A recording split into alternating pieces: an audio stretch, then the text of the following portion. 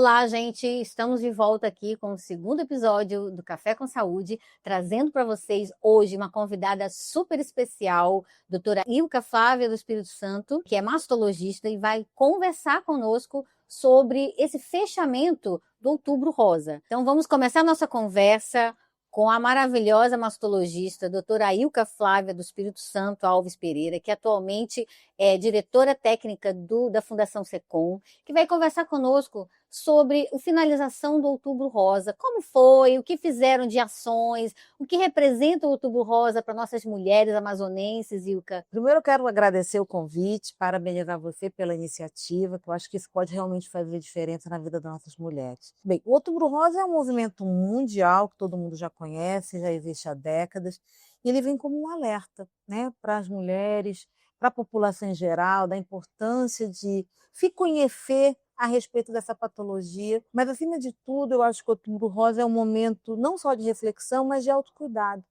onde a mulher pode realmente olhar para si e entender a importância de se cuidar, de se valorizar enquanto mulher, enquanto ser humano. E assim, eu acho que é um momento de muito esclarecimento para toda a população.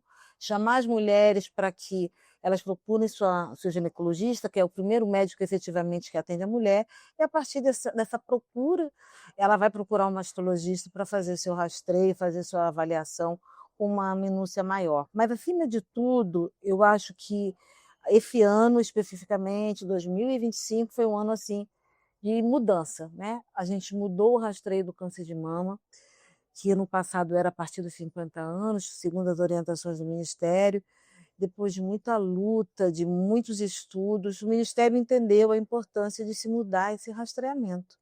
Que quando a gente fazia o rastreamento a partir dos 50, como era orientado pelo Ministério da Saúde, a gente pedia a chance de diagnosticar em torno de 30% a 40% de tumores em mulheres entre 40 e 50 anos.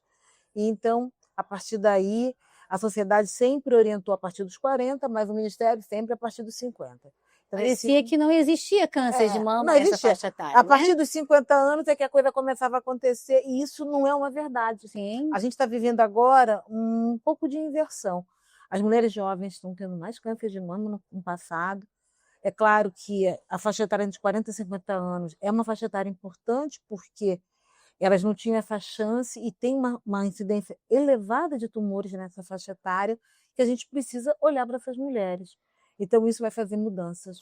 Ilka, e fala então para aquela mulher que está ali, que está nos ouvindo, que tem medo de fazer a mamografia, que tem receio, que tem aquela ideia errada de que a mamografia causa um desconforto, que a mamografia pode causar alguma coisa. Explica para elas o que realmente, qual o benefício, né? E tirar essa ideia que foi criada e que não é correta. Com certeza. O que eu acho assim, existe muita coisa errada, muita notícia fake, muita gente falando heresias sobre a mamografia.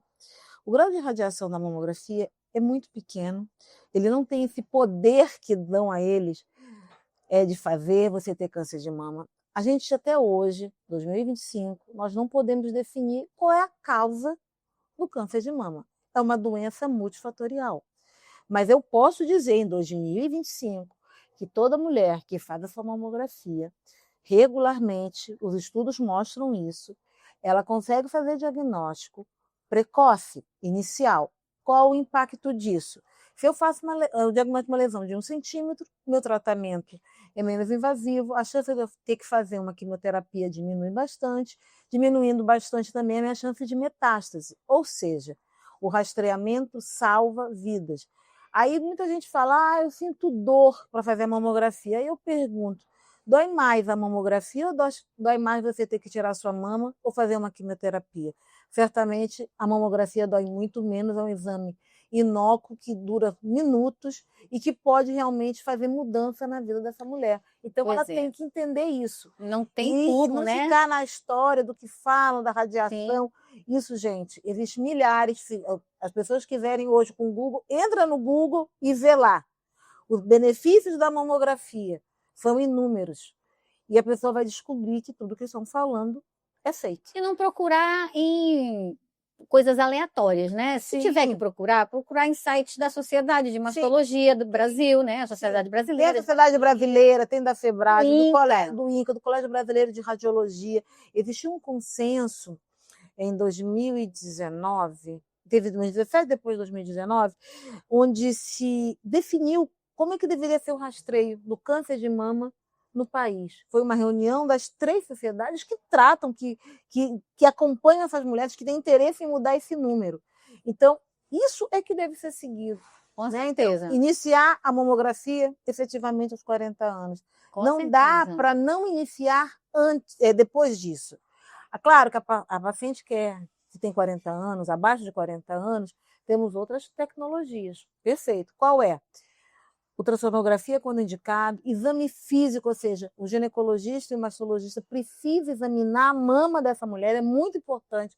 Quando você for ao ginecologista, peça para o ginecologista examinar suas mamas, fazer seu autoexame, que são coisas simples, que isso sim pode ter um impacto na sua vida. Pois é, então essa história, gente, por favor, né? Deixar de fazer mamografia por medo, por achar que vai doer, por achar que tem radiação, que vai causar alguma alteração em você, isso não existe. Nós estamos aqui com uma pessoa que é unanimidade aqui dentro do Amazonas, tem expertise nessa questão do câncer, trabalha dentro do SECOM, então não tem que acreditar em coisas que não são reais. Vou fazer a última pergunta para a doutora Ilka, que é o que você gostaria de deixar de mensagem, Ilka, para nossas mulheres, as pessoas que estão ouvindo, falando nesse fechamento aí do nosso Outubro Rosa. Eu acho que 2025, eu vou fazer um pouco mais abrangente, para a mulher brasileira, foi um ano de mudanças.